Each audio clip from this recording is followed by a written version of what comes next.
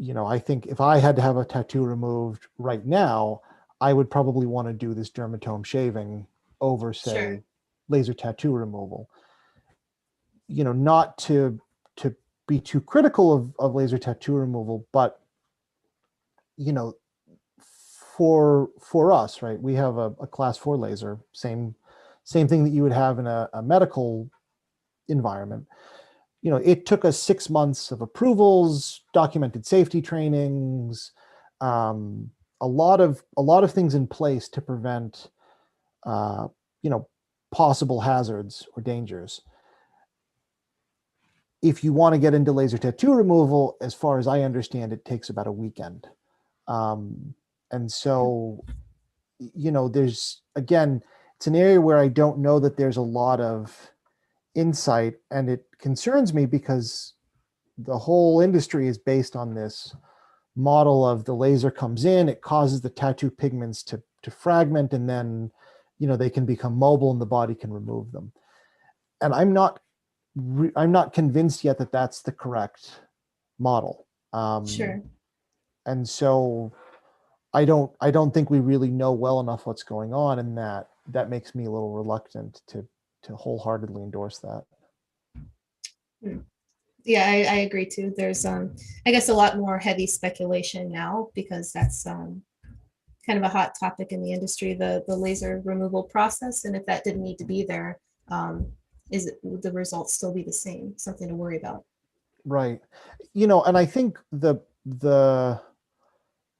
rationale for underlining a lot of what we do, the fact that light can cause things to change, is demonstrated by the fact that it's not uncommon with laser tattoo removal for the pigment, the embedded pigments to change color when exposed to the laser, right? So that's a very obvious example of light driving some kind of chemical transformation, Sure.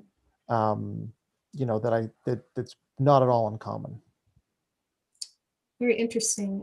So I know that we do have to close off here in a couple of minutes. So I'm curious how you would say, how does analytical chemistry, material science, cell biology, how does that translate to your everyday tattooer? Yeah. So, a lot of what motivates us is, we genuinely want to empower the people in your community to have the best products and the best outcomes for your clients. You know, Somebody asked me at one point, are you anti-tattoo? Or you hope? And I said, no, not at all, right? There's a lot of people in the lab that have tattoos. There's people that have gotten more tattoos since they started working on it. Um, you know, we have expertise and we have access to tools that most people don't. So we can provide some oversight here, and at the same time, hopefully do some interesting science.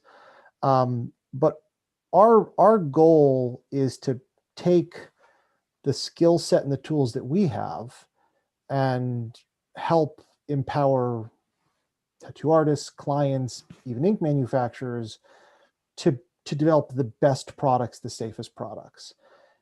Beyond that, when we talked to tattooers, why do you like this ink? Why don't you like that ink?